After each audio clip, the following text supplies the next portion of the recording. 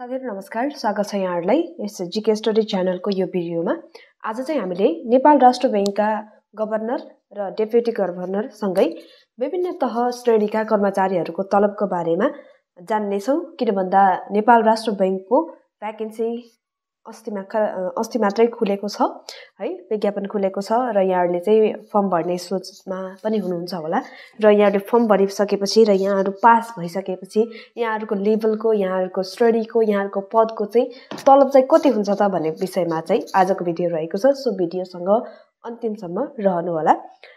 र नम्बर 11 मा रहेको छ, हामी उँधबाट उँभ आइरहेका छौं साथीहरु। सो सबभन्दा लास्टमा रहेको छ 11 नम्बरमा रहेको छ सहायक पञ्चम, जसको चाहिँ मासिक तलब हुन्छ 26,400, केन्द्रीय भत्ता हुन्छ 22,180 र त्यसै गरेर खाजा खर्च हुन्छ 9,600 र जम्मा जोड्दाखेरि हाम्रो हुन्छ सहायक पञ्चम पदको 58,180 रुपैयाँ हाम्रो मासिक तलब भने पनि भनौं, सबै भत्ता जोडेर हाम्रो के हुन्छ त 58,180 रुपैयाँ हुन्छ।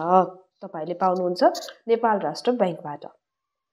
र अर्को रहेको छ सहायक चतुर्थ।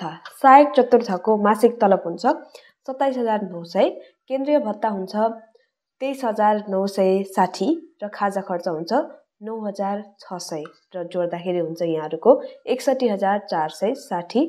सहायक चतुर्थले नेपाल राष्ट्र बैंकबाट एक महिनामा कति पाउँछ त 61,460। र अर्को रहेको छ सहायक तृतीय। सहायक चतुर्थमा आइसकेपछि हामी सहायक तृतीयमा जान्छौं, जसको मासिक तलब हुन्छ 29,800, केन्द्रीय भत्ता हुन्छ 24,830 र खाजा खर्च हुन्छ 9,600। सबै जोड्दाखेरि कति हुन्छ त 64,230 रुपैयाँ हुन्छ सहायक तृतीय पदको एक महिनामा पाउने नेपाल राष्ट्र बैंकबाट कति हुन्छ त 64,230 रुपैयाँ।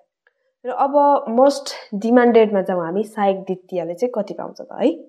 सहायक द्वितीय जसमा चाहिँ यहाँहरु 12 पासले सबैले चाहिँ फर्म भर्न पाउनुहुन्छ, जसको मासिक तलब रहेको छ 37,000, केन्द्रीय भत्ता रहेको छ 26,780 र खाजा खर्च रहेको छ 9,600। सबै जोड्दाखेरि यहाँहरुले एक महिनामा पाउनुहुन्छ 71,380 रुपैयाँ नेपाल राष्ट्र बैंकबाट पाउँछ सहायक द्वितीयले। र 7 नम्बरमा जाउँ हामी। 7 नम्बरमा चाहिँ सहायक प्रथम रहेको छ। सहायक प्रथमको मासिक तलब 40,100, केन्द्रीय भत्ता 30,460, खाजा खर्च 9,600 र जम्मा जम्मी 80,160 रुपैयाँ सहायक प्रथमले नेपाल राष्ट्र बैंकबाट एक महिनामा पाउँछ। अब जाउँ नम्बर 6 मा। नम्बर 6 मा रहेको छ सहायक निर्देशक। सहायक निर्देशकको चाहिँ मासिक तलब कति हुन्छ त 50,100 र केन्द्रीय भत्ता हुन्छ 37,240, खाजा खर्च हुन्छ 9,600 र जम्मा हुन्छ 96,940 रुपैयाँ सहायक निर्देशकले नेपाल राष्ट्र बैंकबाट एक महिनामा पाउने रकम कति हो त 96,940 रुपैयाँ। अब हामी टप 5 मा जाउँ। टप 5 मा चाहिँ नम्बर 5 मा रहेको छ उपनिर्देशक है।